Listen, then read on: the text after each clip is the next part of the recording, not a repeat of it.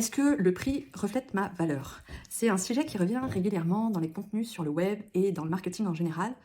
Et l'argument que j'entends souvent, c'est que plus on facture cher, plus on envoie le signal que notre service a de la valeur. Et je voudrais vraiment qu'on revienne sur ce point et qu'on déconstruise un petit peu cette idée, d'où ça vient et est-ce que c'est vraiment le cas? Déjà, d'où ça vient? Ça vient du livre de Cialdini. Cialdini, qui est un expert marketing, qui a écrit le livre Influence et manipulation. Et dans ce livre-là, il montre pour une boutique que quand elle a augmenté les prix de façon drastique de ses bijoux, eh bien, la valeur perçue de ses bijoux a augmenté, elle en vendait plus. Donc ça, c'est l'origine et l'argument qui sert aux marketeurs, c'est de dire plus on augmente le prix, plus on augmente la valeur perçue. Et moi, je ne sais pas vous, mais moi, je vois vraiment un danger là-dessus. Et le danger est double. Le premier point, c'est de conditionner finalement sa valeur à la valeur de ses services, en fait. Sa valeur personnelle à la valeur de ses services. Et ça, je le vois beaucoup en accompagnement. Et en fait, c'est complètement biaisé comme raisonnement et c'est complètement dangereux même. Parce que si vraiment le prix devait refléter notre valeur, il n'y aurait pas de prix. On serait hors de prix. Tout le monde serait hors de prix. Je veux dire, c'est quand même incroyable qu'on dise que finalement le prix reflète notre valeur. C'est vraiment la preuve que finalement on est rentré dans un système qui est un peu bizarre. Ça, c'est le premier point que je voulais amener, c'est que le prix ne conditionne pas la valeur d'une personne. C'est pas parce que quelqu'un facture 300 € l'heure et que l'autre facture 70 € l'heure qu'il y en a un qui est plus compétent que l'autre et qu'il y en a un qui amène plus de valeur que l'autre. Je trouve ce raisonnement un peu bizarre.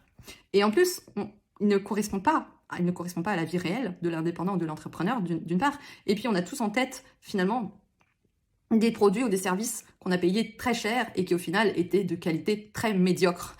Et ça, je pense que c'est la preuve ultime que ce raisonnement n'est pas totalement fondé.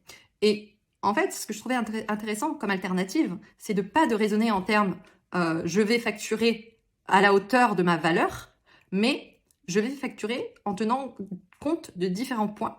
Le premier point, c'est mes besoins. Mes besoins de façon pragmatique pour payer mon loyer, pour bien vivre de mon activité, de combien finalement, à combien j'ai besoin de facturer mon temps ou mes services.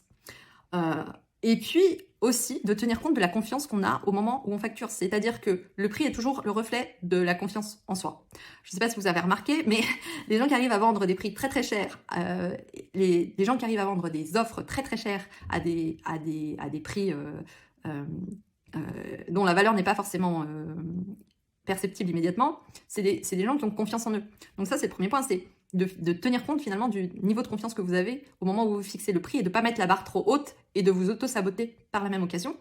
Et puis, le deuxième point, c'est peut-être de partir aussi de la compassion par rapport au public que vous voulez servir, de se dire, ok, par rapport à ce que je propose, voici ce que proposent les autres dans mon industrie, ils sont à tel prix, entre telle fourchette haute, fourchette basse. Moi, qu'est-ce que je peux proposer qui soit juste à la fois pour pas dévaloriser mon expertise et qui soit juste aussi pour les personnes que j'accompagne. Et je trouve que ça, de partir des besoins et finalement du public que l'on veut servir, c'est un moyen plus pertinent finalement de définir ses prix que de forcément vouloir à tout prix que le prix reflète notre valeur.